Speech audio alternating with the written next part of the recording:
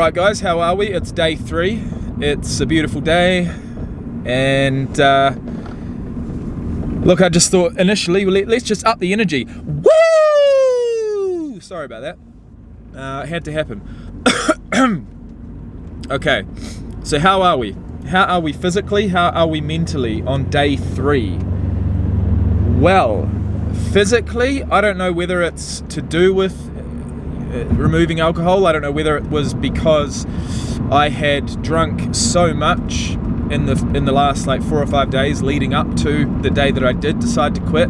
But yesterday, I could not shake the headaches. I had little stabbing, painful, very brief but very intense headaches pretty much all yesterday. In fact, I did something that I'd never do, especially not late at night. I took 4 Panadol. I took four Panadol tablets, a light painkiller, because I was just looking for anything. I mean, even when I've got a hangover, I just don't, my mind just doesn't shift to the thought of taking medication. You know, it just doesn't. I just push through. And I mean, I never really have headaches, right? Even when I am hungover, it's more so a sick stomach when I've pushed it too far. And I mean, at the end of the day, my body and my brain and my head is so used to having so much alcohol that I wake up the next morning and I probably feel like I don't have a headache, but I probably do. I probably, I'm definitely dehydrated, etc. So yesterday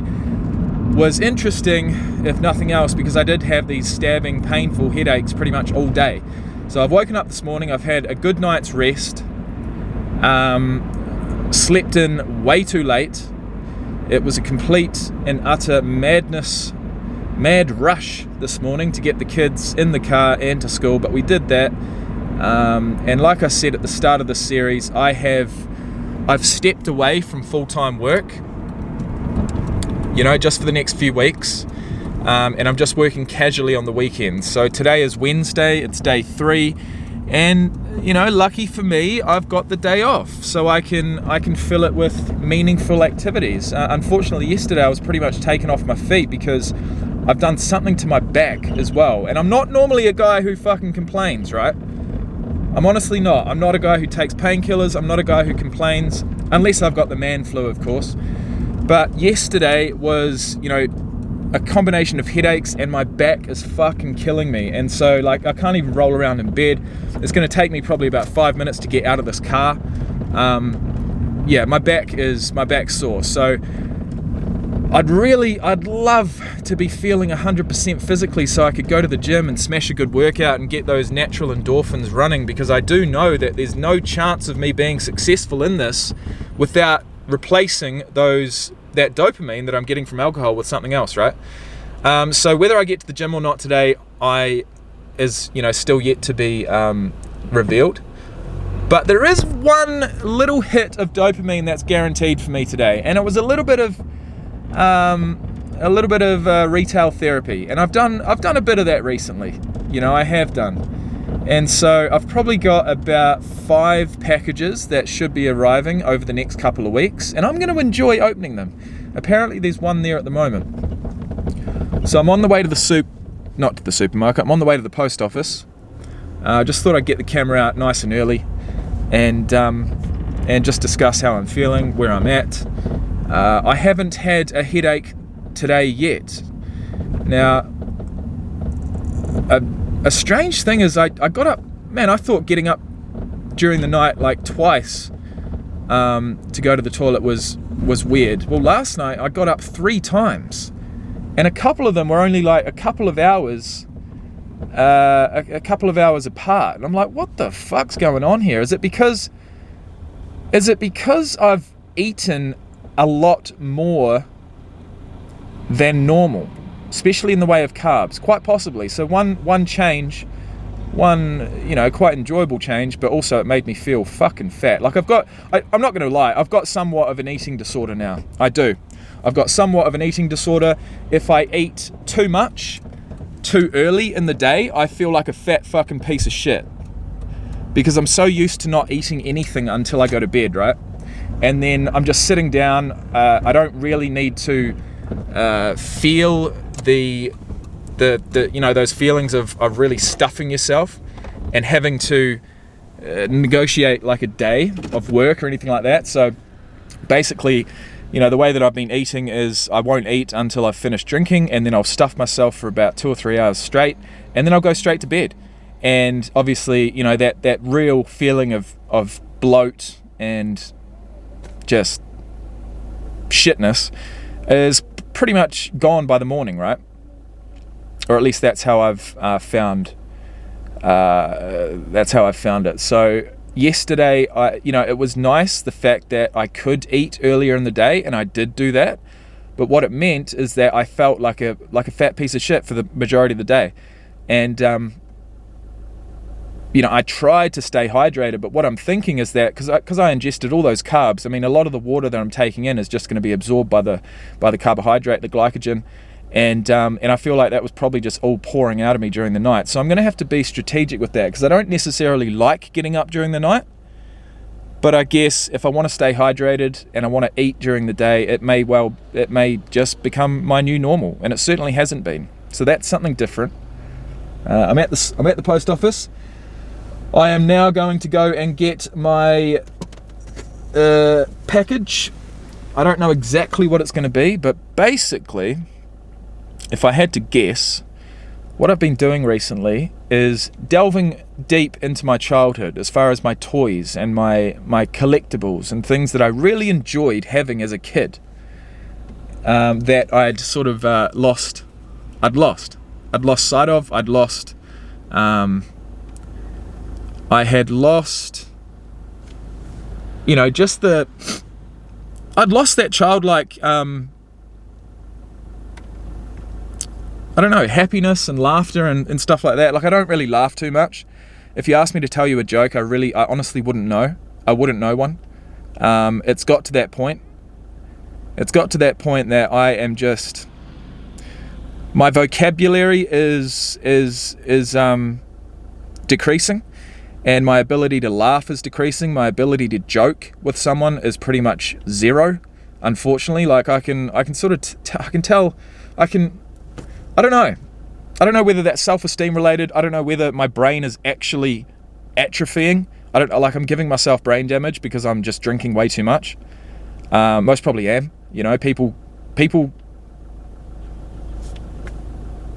People get brain damage through drinking too much alcohol for too long. They do, right?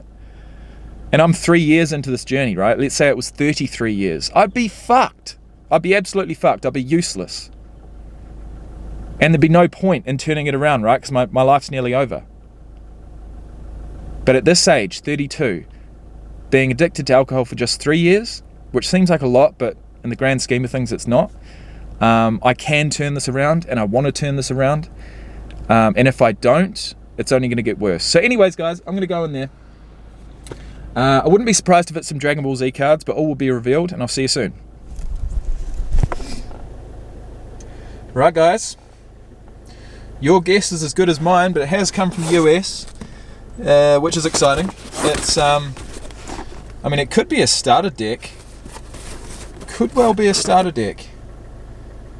I've bought 3. I've got 1, 2 to come. Will it be Trunk Saga, or will it be Cell Saga? Let's see. Excuse me. You've been outside all morning. What are you complaining about?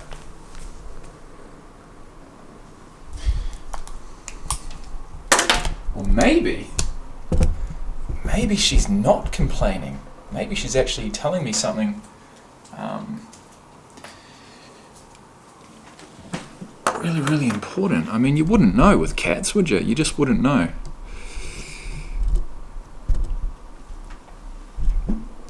Oh, gee whiz. Tell you what. Have a look at that. Fuck me dead. That side's not too bad. Alright, guys. Fresh as a daisy. Not really. I've spoken about my sore back. Still dealing with that. I've had a couple of little stabbing sort of pains in my head, like I did yesterday. What I've done, I've got in the shower, I've had a nice long warm shower, felt fantastic, probably spent about 20 minutes in there, drunk 2 litres of water whilst I was in there. So I'm going to continue that. Obviously, it doesn't matter whether I've drunk or not. I can probably thank my drinking habits for introducing this habit that I've got, this routine that I've got of drinking 2 litres of water first thing when I wake up. But I'm going to continue it. It is healthy. It's a healthy thing to do. Whether I get into the whole, taking a whole bunch of multivitamins and lemon juice and apple cider vinegar and all that type of stuff, I don't know. But for now, I'm going to continue drinking water in the morning because I am in a constant state of dehydration, it seems. Either way, we've got something here, and I'm about to open it. So let's see what the US Postal Service has indeed delivered successfully through eBay. Now, whatever this is, I'm never going to admit to you how much I actually spent on it, because for some, it may seem utterly preposterous. But for me, a guy who is trying to connect once again with their childhood, there really is no price. It's priceless, So what have we got here? Alright. Okay. Alright, this is it. I'm going to add this to the collect. Excuse me! Cookie. Get out of the way, please. Alright, guys. Here it is. If you know, you know. If you don't, I feel sorry for you. Okay? Freezer Saga. You'll never beat the Freezer Saga. Cell Game Saga was pretty fucking sweet. Cell Saga, amazing. Anything past the Boo Saga, Boo, Babidi, the margin sort of. I was actually on to other things, bigger and better things, you could say. I was on to Yu-Gi-Oh by that point. So I pretty much stopped watching Dragon Ball Z at the conclusion of the World Games Saga. So it went Saiyan, Frieza, Trunks, Android, Cell Games, World Games. And then when Boo came along, I was done. I was done at that point. It was a good 2.5 years of just being absolutely obsessed. First of all, with the TV show. But of course, what came along with that is the trading cards. And to think I've got one of these in my hands again is just, it's incredible. They're out there, unbelievably. And that, my friends, is going to look really, really nice inside of a specific acrylic display case. That's the plan. So I'm going to add this to my collection, and every time something comes in, I'll let you guys know. But for now, that's that. It kind of sucks that I can't open it and look at the cards, It really does. But maybe one day. Maybe my kids will have it one day. Or maybe, just maybe, I'll keep it forever. Either way, guys, that is enough from me for now. Like I said, feeling nice and fresh, nice and hydrated at this point. And tonight, I've decided that I'm going to make a healthy dinner for everyone involved. So I'm going to go and get some really, really nice butcher-made sausages. I'm going to get some potatoes, make some mashed potatoes, delicious mashed potatoes. There's no calorie counting here at the moment. I'm doing whatever it takes to stay positive and stay well fed and well hydrated and basically as positive as possible. Because it's so very, very easy for my mind to slip back into, I want to have a drink tonight. I can have a drink tonight. Why not? Why not? It's very easy for me to forget all the reasons that I mentioned, that I have mentioned.